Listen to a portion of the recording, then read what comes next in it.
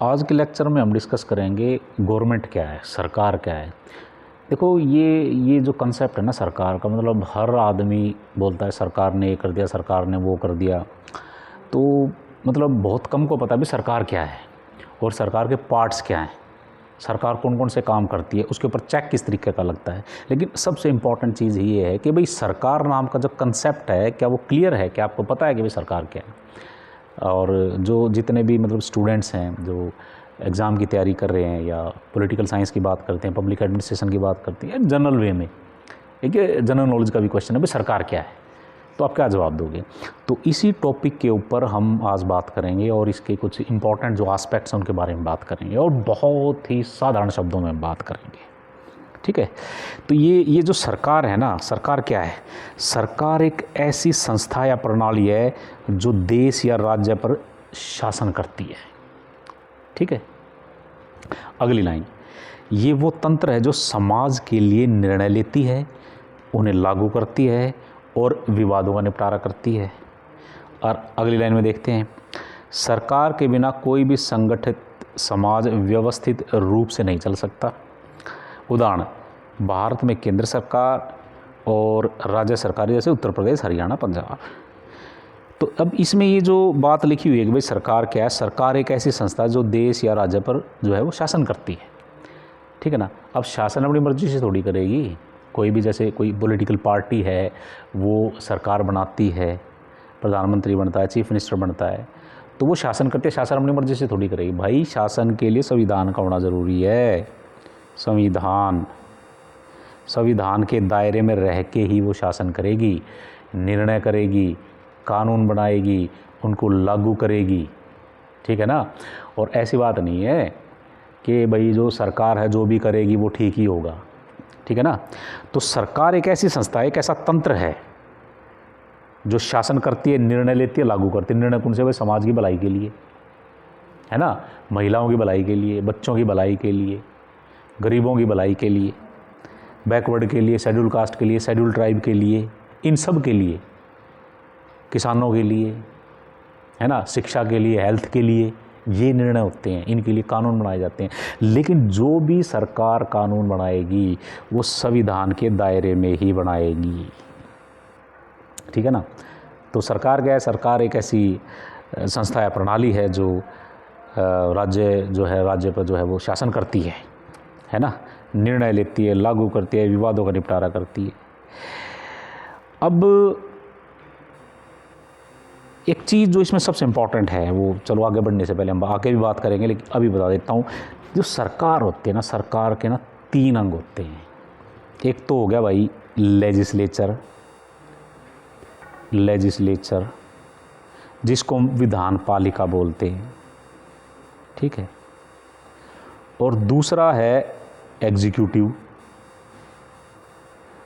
का मतलब सरकार की कार्यकारी शाखा।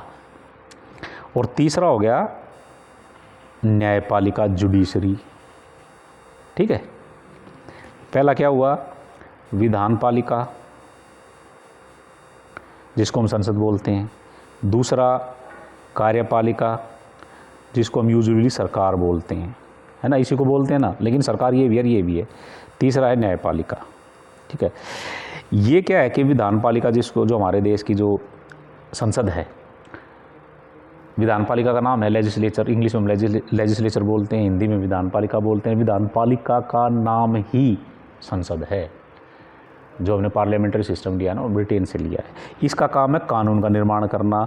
और कार्यपालिका का क्या है? उसको लागू करना। जैसे प्रधानमंत्री, मंत्रिपरिषद है, जो भी चीज़ वो पॉलिसी लेकर के आएंगे, कोई कानून बनाएंगे, लागू करना चाहते हैं किसी चीज़ को, तो पहले संसद में पास कराएंगे, विधान पालिका में, उसके बाद फिर वो लागू करेगी। और ये जो है ना, ये न्यायपालिका का क्या काम है? न्यायपालिका का काम है कि ये देखना जो सरकार जो कानून बना रही है, विधान पालिका, और जो कार्यपालिका जो उसको लागू कर रही है, क्या वो संविधान के दायरे में है? अगर संविधान के दायरे में नहीं है तो उसको अवैध घोषित कर देगी, ठीक है। तो ये सिंपल सी बात है। सरकार के मैंने पता 3 पार्ट्स, विधान पालिका, कार्यपालिका, न्यायपालिका। विधान पालिका संसद होगी, ठीक है ना। संसद के अंदर 3 पार्ट्स होते हैं हमारे, पता ही आपको। राष्ट्रपति, राज्यसभा और लोकसभा, ये तीन पार्ट्स होते हैं संसद के। ये हमेशा याद रखना, ये एग्ज़ाम में भी आ जाता है कई बार। और सरकार के भी 3 अंग हो गए, विधानपालिका, कार्यपालिका और न्यायपालिका, ठीक है। और कार्यपालिका में कौन आएगा? कार्यपालिका में आएगा मंत्रिपरिषद प्लस जो IAS IPS जो ब्यूरोक्रेट्स होते हैं, जो सरकारी जो अफसर होते हैं परमानेंट जो लगे हुए होते हैं। वैसे तो सारे सरकारी कर्मचारी होते हैं, लेकिन हम जो नौकरशाही में जो बड़े बड़े अफसर होते हैं उनको ही काउंट करते हैं, ठीक है। तो ये होगी कार्यपालिका। न्यायपालिका हाई कोर्ट, सुप्रीम कोर्ट, ठीक है। तो अब ये देखिए सरकार के कार्य कौन से हैं, हम सिस्टमेटिकली चलेंगे अब इसमें, ठीक है ना। ये तो हमने जान लिया कि भाई सरकार एक ऐसी संस्था है जो कानूनों को जो है वो लागू करती है, लोगों की वेलफेयर के लिए काम करती है, शासन करती है, ठीक है।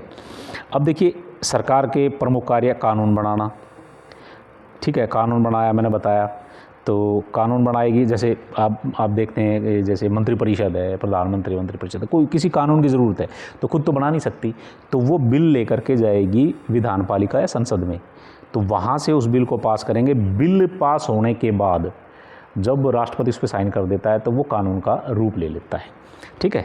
वहाँ पास करवाया, फिर उसके बाद लागू कर दिया, राष्ट्रपति ने साइन कर दिए तो उसका नोटिफिकेशन हो जाएगा और फिर उसको वो सरकार मंत्रिपरिषद उसको लागू कर देगी, ठीक है ना। कोई भी हो, जैसे हेल्थ को लेकर के है, किसानों को लेकर के है, एजुकेशन को लेकर के है। न्याय देना, विवादों और अपराधों का निष्पक्ष समाधान ये सरकार का काम है। देश की सुरक्षा सरकार की सबसे बड़ी जिम्मेदारी है। जन कल्याण, वो तो मैंने बताया ऑलरेडी, शिक्षा, स्वास्थ्य, सड़क, बिजली, पानी, जो भी मतलब बुनियादी सुविधाएं हैं। आर्थिक प्रबंधन, बजट बनाना, वसूलना, टैक्स वसूलना, मुद्रास्फीति पर नियंत्रण करना, भाई महंगाई मंगोई ना हो जाए, ये भी सरकार की जिम्मेदारी होती है। विदेशी संबंध, विदेशों से हमारे किस तरीके के संबंध होंगे, हमारा ज़्यादा से ज़्यादा फ़ायदा हो, ये सरकार का काम है। ये सरकार के फंक्शन है सारे के सारे, ये सरकार काम करती है, ठीक है।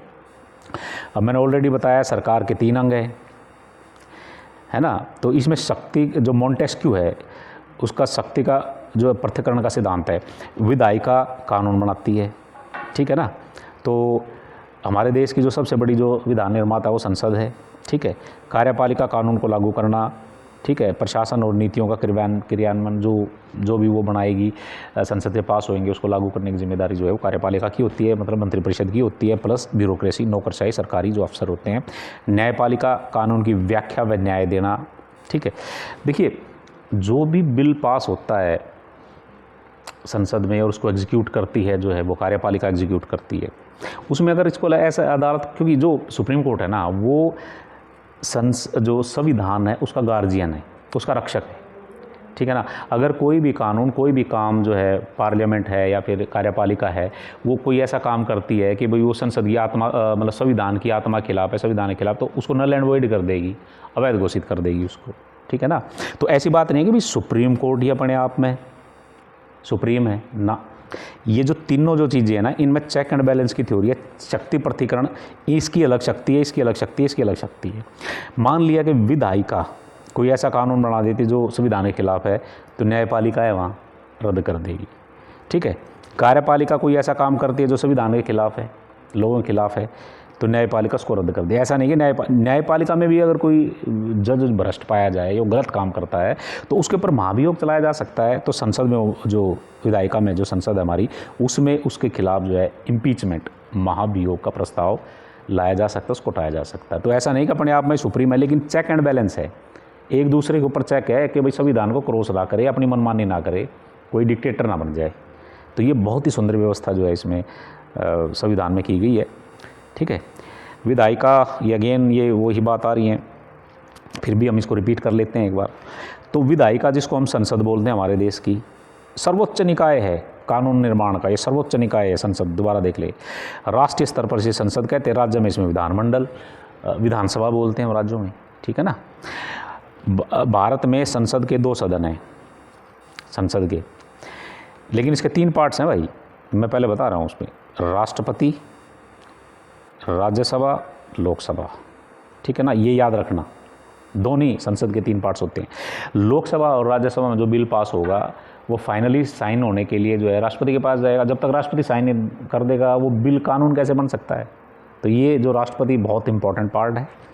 इसके काम कानून का निर्माण करना, पुराने कानूनों में संशोधन करना, बजट पारित करना, सरकार के खर्चे को मंजूरी देना, अविश्वास प्रस्ताव ला करके सरकार को हटाना, ये संसद में ही होता है कि भाई सर कोई भी जो सरकार है या मंत्री परिषद अच्छे से काम नहीं कर रही है, लोगों का विश्वास उसमें ख़त्म हो गया है, तो जो अपोजिशन है, जो विपक्ष है, वो अविश्वास प्रस्ताव लेकर के आ जाए। अगर वो पास हो जाता है तो सरकार गिर जाती है। इसमें राष्ट्रपति, उपराष्ट्रपति, न्यायाधीशों का महाभियोग, ये जिसमें ना कई कंसेप्ट दिए गए हैं, जैसे कानून में संशोधन करना, बजट पारित करना, सरकार खर्च को मंजूरी देती है ना।